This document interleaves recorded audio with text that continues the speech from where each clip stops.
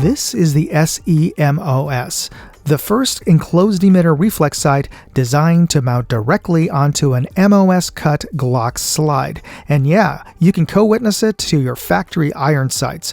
And if you'd like to learn more about it, do me a favor and hit that subscribe button right now while the intro graphics come up, and I'll get into it.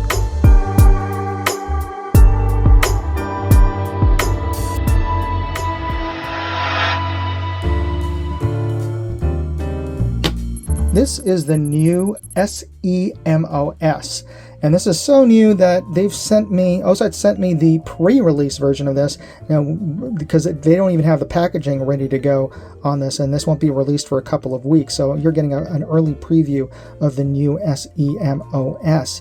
Though they did send along some of the accoutrements that you'll get in your retail packaging, including this cool adjustment and install tool with a skull head.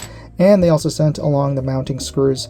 As you can see, far less screws than they usually include, and that's because this is only designed to fit on one type of firearm, a Glock with an MOS cut slide. So that's why they sent you a limited number of types of screws on here. Though two different heights, so I'm assuming that's for different generations of Glocks. The lower one I'm using for a Gen 3 Glock. Now this is unusual looking because it is designed to fit onto a Glock.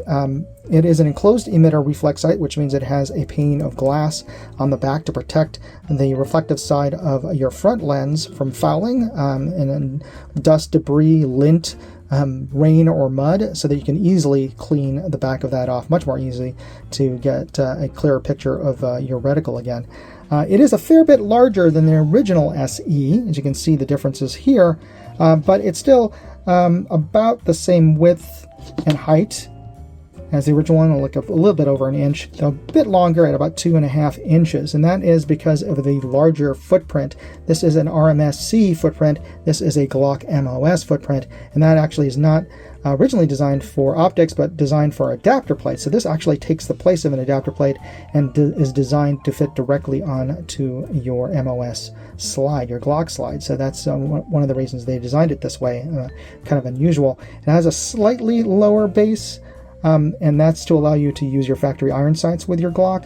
To do that, they've moved all the electronics to the top, though they've retained the position of the battery tray, which is user replaceable, and you don't have to unmount that to replace the battery. They've switched the battery out, though, to a 1632 coin battery as opposed to the 1620 on the original SE, and that gives the new MOS version an even longer battery life of 100,000 hours plus, which is over 10 years, so that's quite a bit of runtime.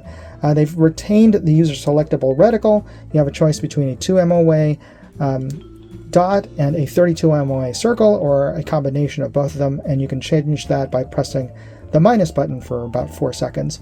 You can also use that the plus and minus, to adjust the brightness, and it has 2 night vision compatible levels of brightness. It also has motion activation on the reticle, so if you leave it alone for 4 minutes, it will turn the reticle off or put it to sleep, and as soon as you move it, it'll turn it back on to the same brightness that you had it set previously. Just press both of these buttons to manually disable the motion activation on that. And you can adjust the position of reticles with, really any flathead, but let's use the cool adjustment tool they kept. Yep, it is audible, tactile positive. Audible, tactile positive on the windage too, and each click is 1 MOA. So they've really done a cool job with creating a new Glock-specific optic here. This is the 9mm version. I don't know if I mentioned that they'll be coming out with a 10 and a 45 caliber soon. But let's get this mounted onto my Gen 3 slide and see how well it fits. You can see just how perfectly OSight has designed this to fit onto an MOS cut Glock slide.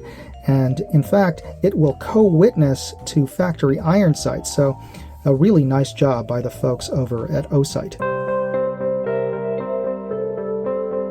The SE is IPX7 waterproof rated, which means that it can survive full water immersion for up to 30 minutes. So let's find out if that's true. But don't worry, you're not going to have to sit here for 30 minutes. I've set my camera for time lapse to speed things up quite a bit. Now, there are open traditional red dots that are also IPX7 rated, but if you've ever been caught in the rain with one, you know that water droplets will often stick to the inside of your reflective lens, distorting your reticle to the point that it really isn't usable. With an enclosed emitter red dot like this, the water just doesn't stick the same way. And the same goes for dust, dirt, lint, and any other fouling. All right, that's 30 minutes, so let's take a look. Let me just shake some extra water off, and yeah, I do not see any water inside of the housing. It's just all on the outside, and you can see that dot bouncing around.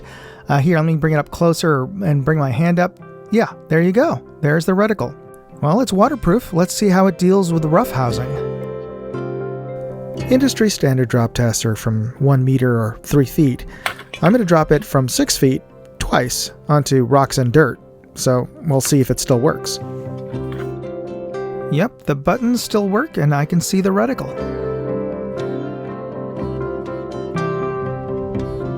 Alright, let's take a look at our SE MOS, and you can see here that the base is low enough that it can co-witness to your factory iron sights. That is a great feature here. And as I move this dot around, even from the edge to the other edges of the window, the lens, the reflective mirror lensing, that is nice and sharp and clear. So that is really good quality glass. And as I move the camera around, you can see that that dot stays right in the center of the bullseye. So this has excellent parallax as well. Now this is an opportunity here to check out our different brightness levels. And I'm just going to bring this all the way down to its lowest where you can't see it with a naked eye, but you will be able to see it with nods. Now that is level 1, 2, 3, 4, 5, 6, 7, 8, 9, 10. And when I try to press it again, it blinks, telling me that that is the brightest it is. But it's a little too bright. Let me bring it down 2 notches here. And let's see how the different reticles look like. I'm going to press the minus button for 2 or 3 seconds.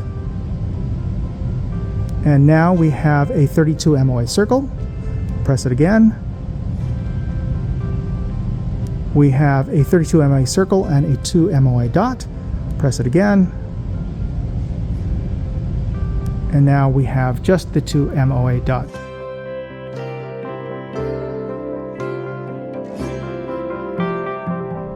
I ran through a couple of mags at the range, and the MOS ran flawlessly. No flickering, and the reticle held 0. So that's the SE MOS, and I'd like to thank OSight for letting me be one of the first reviewers to get a chance to review this brand new optic with the pre-release preview version here. And thank you for hitting that like and subscribe button, by the way. And if you haven't, well, what are you waiting for? It's free. It doesn't cost anything to become a subscriber to this channel, and it just takes a second to press the like and subscribe button. So thanks for pressing those buttons right now. Now, I gotta say that this is a great little enclosed emitter optic. It really fits perfectly onto my Glock, which begs the question, why aren't there more optics that are designed to fit directly onto a Glock MOS slide? I know that there's the Holosun out there, but that's a traditional reflex sight. This is an enclosed emitter reflex sight. It has a pane of glass here that protects your inner reflective lens, and that protects the view of the reticle from being distorted by fouling, whether it's dust, dirt, clothing lint, rain, or whatever. You can much more easily clean this rear pane of window very quickly and be able to see your reticle. And with new models like the SE, and others out there that are enclosed emitters that are about the same size and weight and actually cheaper than some of the traditional reflex sight, why would anybody choose a traditional reflex sight over one of these new compact enclosed emitters? Maybe you know. Leave me a comment if you have a preference for the traditional one and why. My other question again that stands is, why aren't there more MOS footprinted optics out there? I don't know. Perhaps you might have an idea. Leave me a comment about that. But if you're interested in picking up one of these, I don't know exactly when they're going to release it. Hopefully by the time you're watching this, it'll be released. But I'll post updates on my blog, moondogindustries.com, and you'll find a link in the video description for that. So thanks for checking out those links, and thanks for taking the time to check out this video.